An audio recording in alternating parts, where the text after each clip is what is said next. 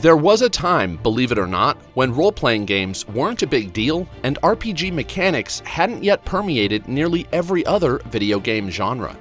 And if there's one game that brought RPGs into the realm of legitimate popularity, it's gotta be Final Fantasy VII, which released fittingly in North America on September 7th, 1997. Final Fantasy VII didn't just smash sales expectations, it became the first Final Fantasy and the first RPG that many players ever experienced. Thankfully, it appears the remake will do right by the venerated classic. Based on the E3 demo, which I've played, as well as the TGS demo and even the recent leaks, it looks possible and dare I say likely that the game will meet even the loftiest of expectations. Before we begin, know that to keep this video spoiler-free, I only talk about the story in terms of what Square Enix has officially revealed. And with that out of the way, I hope you'll join me as I look at everything we know about the world, the characters, and the gameplay of the long-awaited remake of Final Fantasy VII.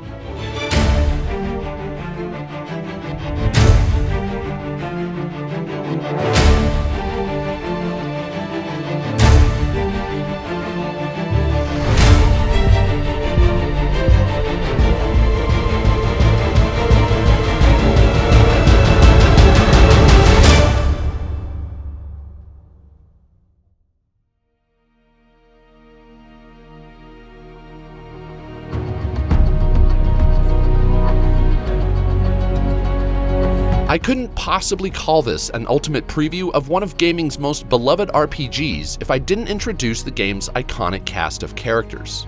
That said, I know you're here for gameplay details, so I'll also talk a bit about how the playable characters behave in combat.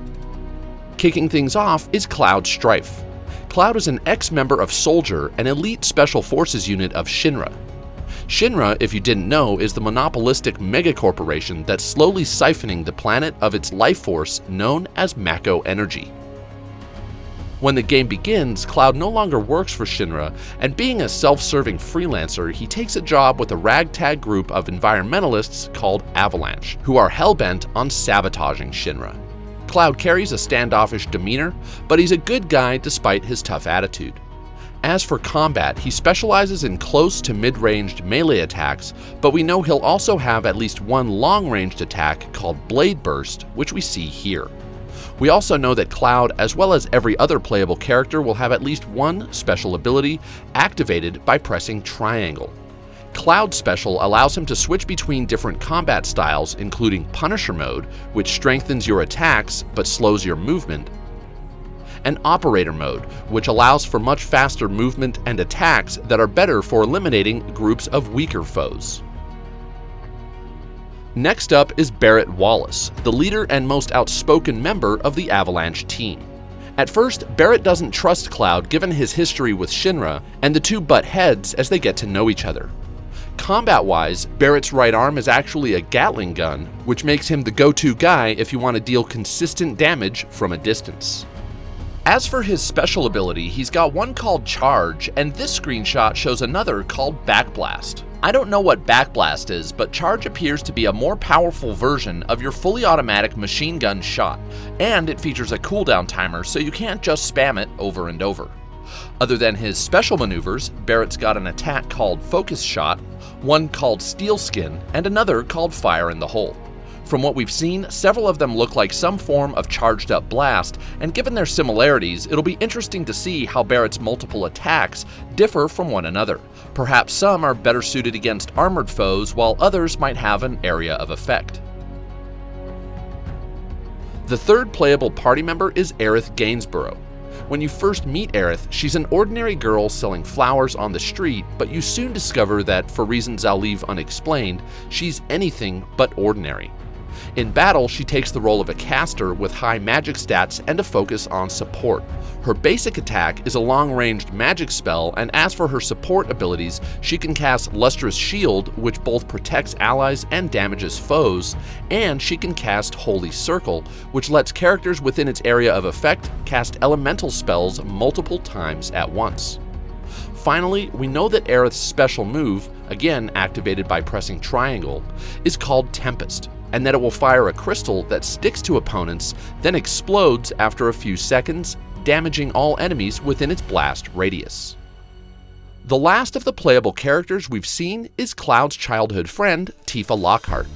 Tifa is a key member of Avalanche as she owns the Seventh Heaven Bar, which serves as Avalanche's base of operations. Like Cloud, Tifa is a melee fighter, but she features an up-tempo kickboxing style that often delivers multiple blows with each attack. As for her special abilities, we know based on an interview with producer Yoshinori Kitase that not unlike Cloud and Barret, Tifa will actually have multiple triangle-based abilities, but one of them is called Omni Strike. Executing Omni Strike will upgrade the strength of Tifa's other special attacks, so basically the more you use Omni Strike, the stronger you get. Kitase also said that Tifa's controls feel more like a fighting game than an action RPG, and based on how she bobs and weaves in combat, I can absolutely see how this might be the case.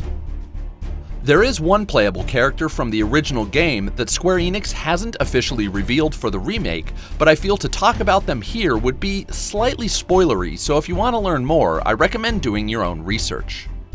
Of course, the broader cast of Final Fantasy VII, even in just the Midgar section alone, features a ton of other non-playable characters, and it looks like most, if not all of them, are getting fleshed out in far more detail.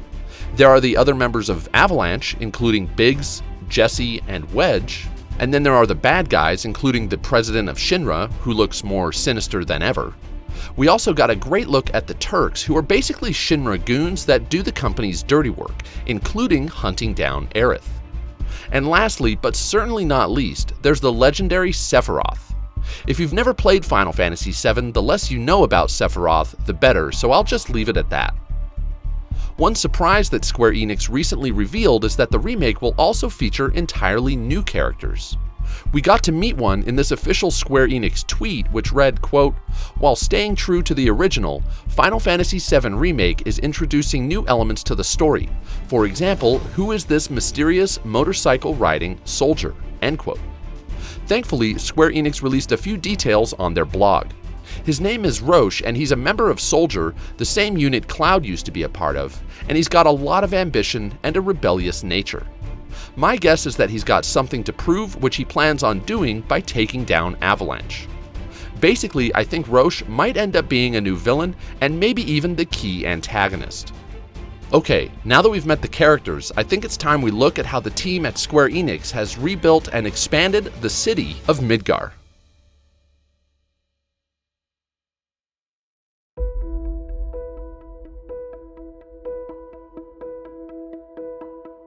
As you know, Part 1 of the Final Fantasy Remake takes place entirely in the gritty, grimy, and industrial metropolis known as Midgar.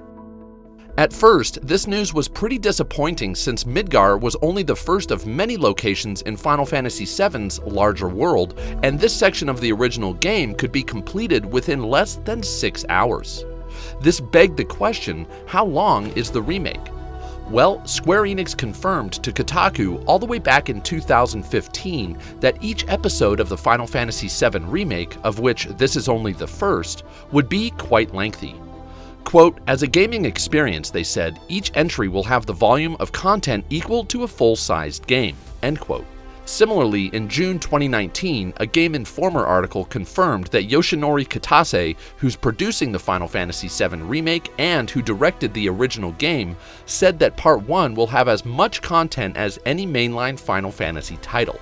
So a reasonable person might expect anywhere between 30 and 50 hours of gameplay.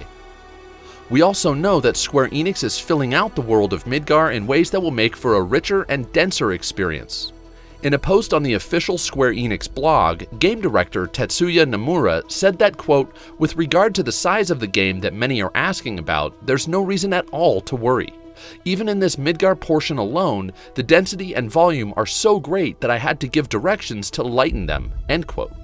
So yes, it sounds like Part 1 of the remake is going to be big, and it sounds like the game's broad scope is due, at least in part, to the fact that technology now allows for ideas, environments, and scenes that just weren't possible 20 years ago. Environment director Takako Miyake said that the environments team, quote, "examined those portions that were once left to the players' imaginations, fell outside the on-screen area, or were between scenes, and tried to supplement them in detail." End quote. One example where we see this come to life is the train graveyard, which previously involved a short section of traversal and combat with no dialogue whatsoever. Square Enix has confirmed that the train graveyard will now feature entirely new content and story beats in the form of fully scripted cutscenes between Cloud, Tifa, and Aerith. We've also heard from Motomu Toriyama, co-director of scenario design, how one of the original game's optional areas within Wall Market is getting completely redesigned. He said, quote, "When making the Honeybee Inn at Wall Market, we revived it as a pantheon of entertainment which couldn't be realized back then." End quote. Another way Square Enix is exploring the volume of content in a way that will actually affect gameplay is by bringing much of what players experienced later in the original game to the Midgar portion of the remake. You might notice in this footage, Cloud isn't using his iconic Buster Sword. Instead, he's fighting with the Rune Blade, which previously wasn't available until after you leave Midgar. Similarly, summons will also be available in combat, which also didn't show up in the original game until later. Plus, we already covered how the game will feature new characters, but Nomura has said that it will also feature new bosses as well. Quote, "In this game, new bosses will appear and add to the excitement of the story even more." With all the new content, not to mention all the time players will spend in the new battle system, which I cover later in this video, I'd be shocked if this game doesn't require a significant chunk of time. But what about the moment-to-moment gameplay? What'll it be like to re-explore a world we first laid eyes on over 20 years ago? Well, let's take a look.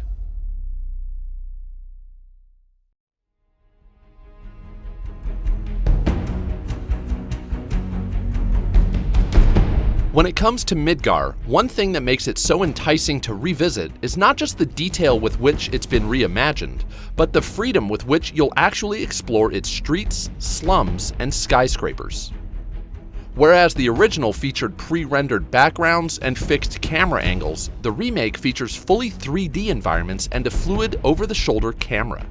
While there's still no jump button, the controls will be much quicker, more responsive, and you'll basically get to go wherever you want. Another addition to the remake that we've only seen in this one screenshot as far as I can tell is the minimap. It apparently appears in the upper right corner of the screen, and this indicates to me that some areas will be quite large and open enough that you'll need at least a little help keeping track of where you've been and where you're going. One thing we've seen in a lot of footage is this compass at the top of the screen. Note the exclamation point and distance reading indicating how far you are from your current objective. As for actual controls, it looks like you'll be able to use your basic combat inputs while exploring, including swinging your sword. This is convenient because, as we'll cover in the next section, enemies are everywhere and you'll engage them in real time. But you'll also be able to swing at destructible crates in hopes of scoring some loot. One type of loot in the E3 demo that I don't think were in the original game were Mako crystals, which appear to restore some of your magic or mana points right when you pick them up. Also, predictably absent from the new environments are save points. Back in the day, you had to find specific beacons in order to save. We haven't heard how saves will work in the remake, but I'm guessing save points have been replaced by a more modern autosave system. As for locations you can expect to visit, the E3 demo took place in the first Mako reactor, which made up the first 30 minutes of action in the original game. But as mentioned previously, we'll also get to visit places like Wall Market, where things get rather, shall we say, interesting. And there's the Midgar slums, where you'll hide out in Tifa's bar, and we've seen some beautiful screenshots of Aerith's church hideout as well as her home. And as seen here, we got a good glimpse of Shinra's headquarters. Plus, there are a few interludes that, just like in the original, will add variety to the actual gameplay as well.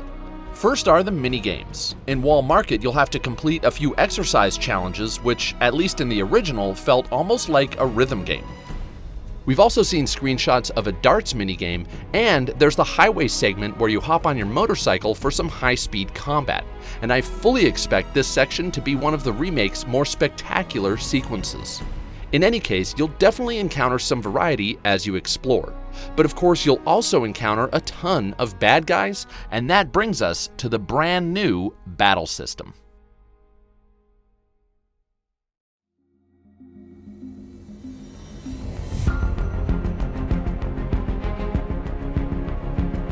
The aspect of gameplay that Square Enix have revealed the most about is by far, and I mean by far, the combat.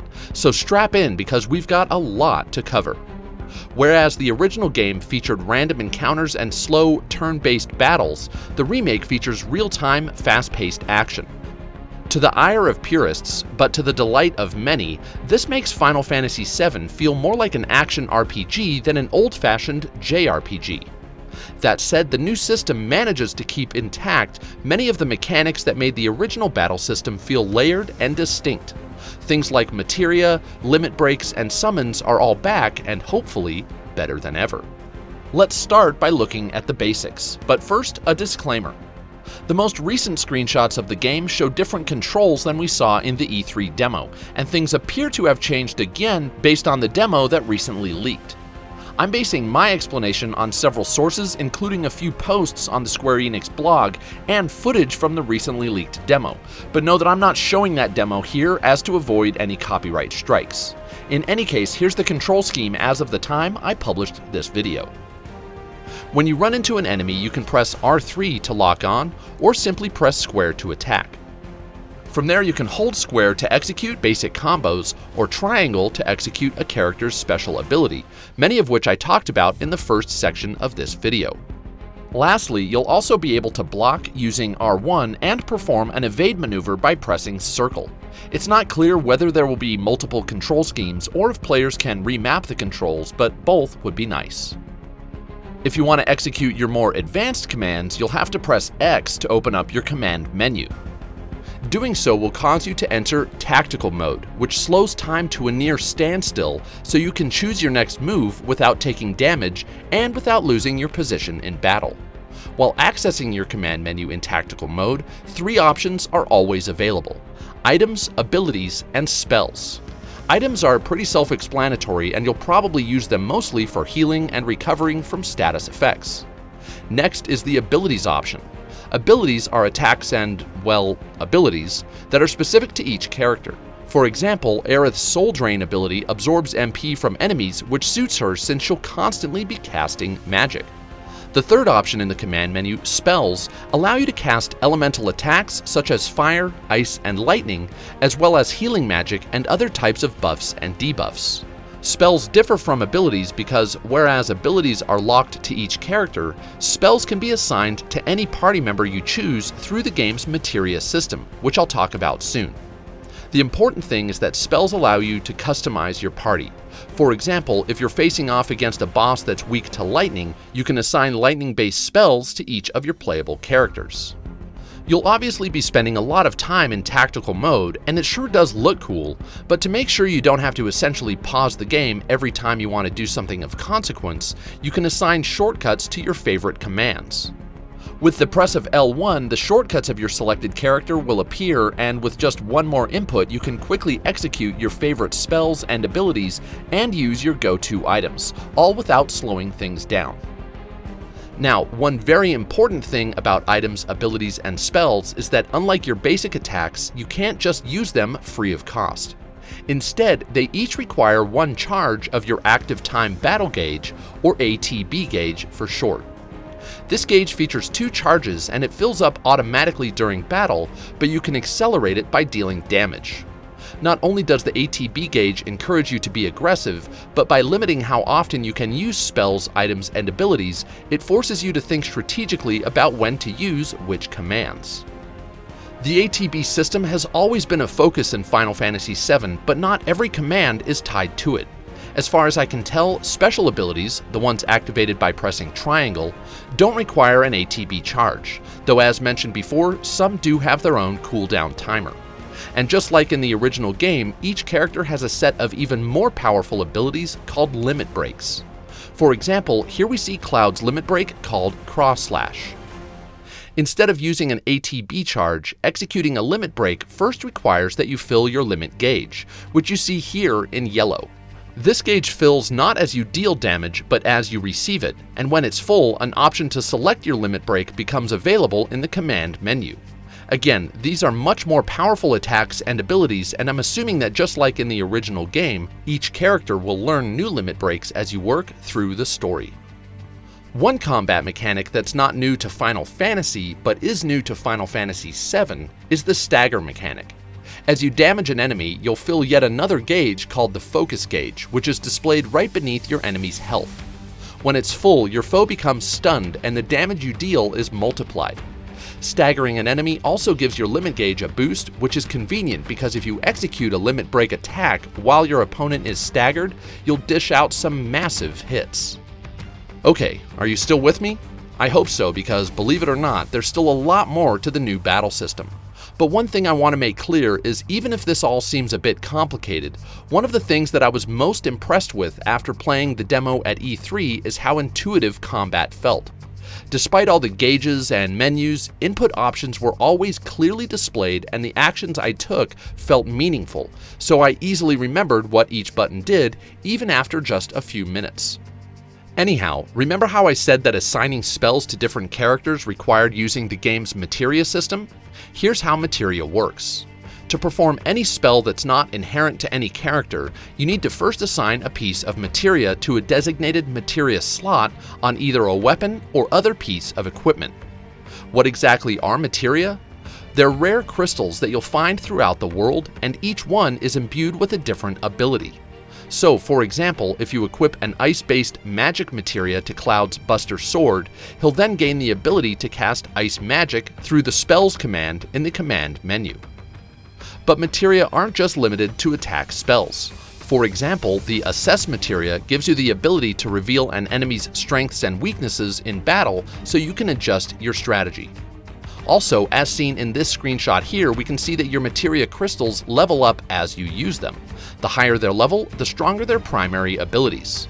And perhaps the strongest type of materia, and certainly the most anticipated, are summon materia. If you're new to Final Fantasy, summons are massive, boss-sized entities that can join you in battle, making for almost Godzilla-like showdowns. To cast one, you'll have to first equip a summon materia, and unlike in the original game, the remake will only allow each character to equip one at a time. Once you've done so, a summon meter will appear right above your ATB gauge and it'll fill as you attack. Once full, and once you've got the requisite ATB charge, it's time for some serious badassery. Back in 1997, summons were basically just glorified one-time spells, but in the remake, these mythic creatures fight autonomously alongside you for a limited period of time. But they're not entirely out of your control. Just like Cloud and the gang, they have special attacks that you can execute using ATB charges. Also, in a post on the Square Enix Twitter account, producer Katase explained that summon materia will, quote, resonate when fighting bosses or other powerful enemies and special conditions are met. You can then select the summon command while the materia is resonating, end quote. So it sounds like summons won't be available in every fight.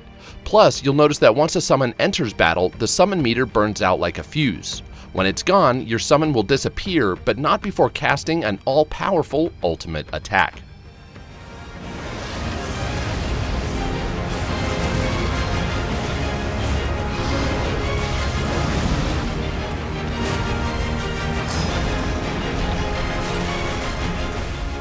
So far, we've seen the Ifrit and Shiva summons, with Ifrit dealing fire damage and Shiva dishing out ice-based attacks. And in this screenshot here, we got a glimpse of the less intimidating but no less lethal Chocobo and Moogle summon, which features an attack called Stampede, among others. The original game featured well over a dozen unique summon materia, and it's not clear yet how many will make their return, or whether, if we're lucky, Square Enix will introduce entirely new ones. In any case, expect to equip different summons that complement your party member's build and that exploit the weaknesses of enemies, especially bosses. So those are the basics of combat, but let's not forget that you can quickly switch between characters by using the D-pad. Not only does this give you the option to dynamically adjust your strategy in battle, but at times it's absolutely necessary. For example, when the Scorpion Sentinel jumps out of range, switching to Barret lets you deal damage from a distance. Also, some enemies will occasionally bind you with certain unblockable attacks, forcing you to switch characters. But what if you just want to do one thing with another character without switching? By pressing L2 or R2, you can issue commands to allies when their ATB charge is full without relinquishing control of your current character. So, with your ATB gauge to keep track of, materia to equip, summons to cast, and multiple characters to control, there's plenty here to make for engaging battles. But wait, there's more. For starters, the new environments are dynamic, meaning they'll change in battle, particularly during larger fights. They'll also allow for certain tactical elements like ducking for cover. This just wasn't possible in the original game. And as with any deep and layered RPG, your effectiveness in battle is affected by plenty of decisions you'll make outside of combat. For example, the remake will feature what looks to be a pretty deep upgrade system for weapons and equipment. Here we see the upgrade screen for Cloud's iconic Buster Sword, and most notably, it looks like it has an upgradable piece of materia called Core Materia. Notice that the UI reads, quote, "Spend skill points to enhance your weapon." It's not clear how you'll obtain skill points, but I presume they'll be earned through the experience you gain in battle. As for how the upgrade system works and how your weapons will evolve, the PlayStation blog revealed that, quote, "The different options allow you to improve the wielder's status or increase the number of materia slots available," end quote. Additionally, in the same post, Sony showed this screenshot of the weapon selection screen. The caption below read, quote, "Each weapon has its own unique weapon abilities that increase in proficiency the more they are used. When an ability's proficiency level reaches the maximum, that ability is then learned by the wielder and can be used when wielding any weapon," end quote. So not only can you upgrade the weapon to feature more materia slots and improve the status of your party member, but by focusing your upgrades on one ability, you can eventually use that ability with any other weapon. Pretty cool. Well, after that marathon, I think I've finally covered every combat mechanic, but if I left anything out, let me know in the comments. I know it's a lot to take in, but I want to reiterate that nothing in the demo felt overwhelming or complicated. I only played through it once, and by the time I reached the Scorpion Sentinel, I already had the hang of things such that the encounter felt manageable. Even more impressive, it felt like the Final Fantasy VII I remember. In other words, Square Enix has done the original justice while somehow turning it into a modern action RPG. That said, there are sure to be purists who object to such a massive overhaul, and while it won't appease everyone, Square Enix is including a so-called classic mode that will attempt to create a more old-fashioned combat experience. In classic mode, all basic actions such as movement, basic attacks, and dodging are performed by an AI, but your ATB gauge continues to fill as normal. When you've got a full ATB charge, you can then navigate the command menu and choose your next action. This is meant to mimic the original game where you essentially just waited for your ATB gauge to fill before you could do anything at all. Thankfully, it does look like you can switch between classic and regular combat at any point in the game, but for me, I'm looking forward to the new combat system. It looks fantastic, and so far it plays just as well. In fact, everything I've seen of the Final Fantasy VII Remake only bolsters my excitement for what is undoubtedly one of the most anticipated games of the year. And there you have it. That's the Final Fantasy VII Remake in one jam-packed 30-minute nutshell. If you enjoyed it, give me a thumbs up, and if you didn't, give me a thumbs down. I had a ton of fun making this preview, and I plan on making many more for the year's most anticipated releases. You can follow me on Twitter and Instagram, and if you haven't already, you can click that subscribe button to never miss any of my content. Until next time, I want to remind everyone to never stop questing.